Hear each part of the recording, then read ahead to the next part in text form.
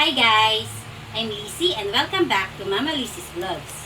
For those who are new in my channel, please do not forget to subscribe and click the notification bell para updated kayo sa mga ilalabas ko na videos. For today's video, i-share ko sa inyo yung paggawa ng aming kitchen tiles. I-share ko din sa inyo kung magkano yung aming nagastos. Let's start!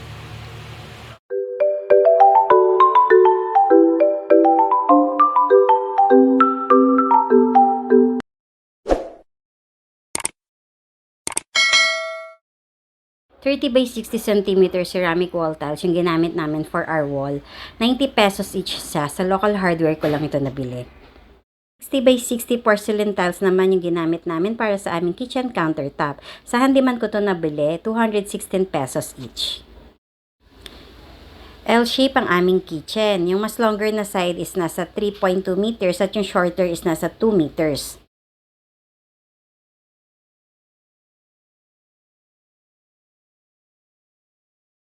Ito nag-i-start na si Mang Domeng yung aming tile setter. Bali kontrata yung bayad ko sa labor nito, 8,000 pesos.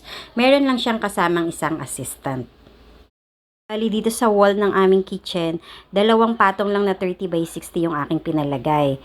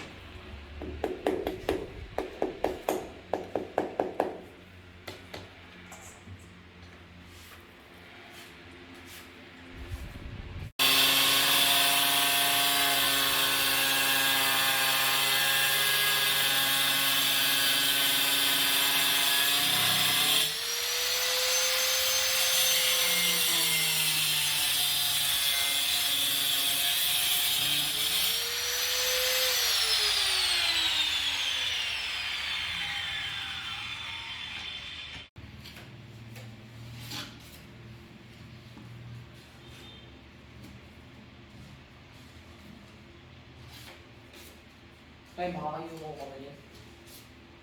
Makakayuko ko na yan. Hindi na yung mahilaw dito.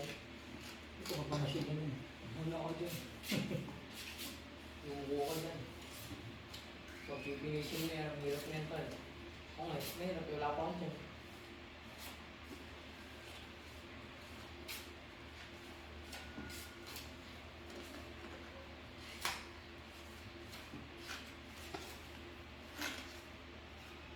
Hindi ako bukas dyan.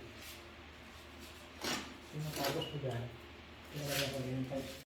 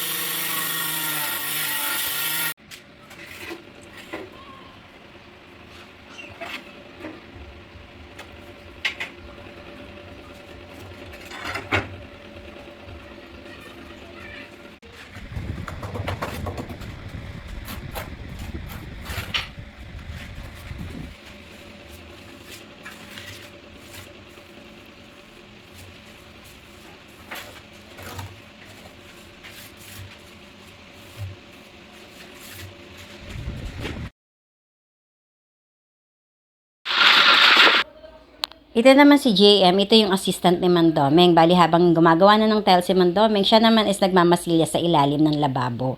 Lahat ng parts is mamasilyahan niya kasi lalagyan din to ng pintura, tapos palalagyan ko rin ng tiles yung ilalim.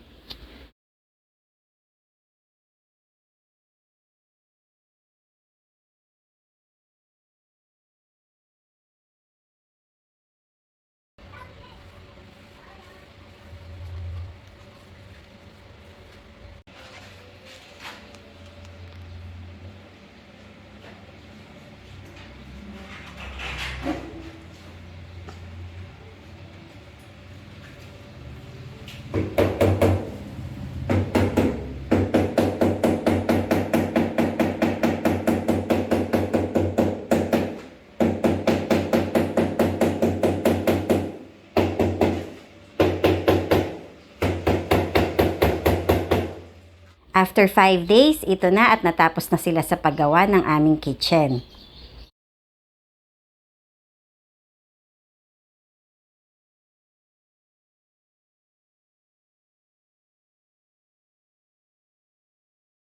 I-try namin tong ating sink faucet.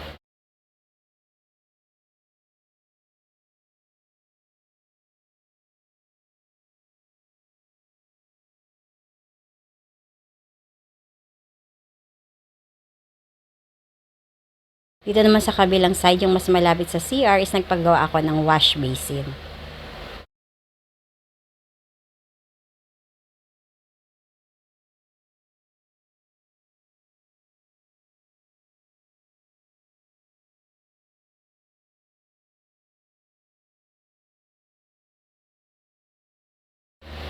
Ito naman yung mga tiles na kinabit sa ilalim ng kitchen. Kung mapapansin nyo, iba-iba siya. Kasi mga sobra to na tiles na nagpagawa ako ng bathroom. So, sayang naman kung hindi siya magagamit. Kaya, pinalagay ko na lang dyan. Anyways, pag natakpan naman yan ng aluminum cabinet, pag nakapagpagawa na ako, hindi na rin siya makikita, di ba? Dito naman sa side ng countertop, hindi na ako nagpalagay ng tile trim kasi mas malinis siyang tignan nang wala siyang tile trim. Yan guys, aluminum cabinet na lang ang kulang.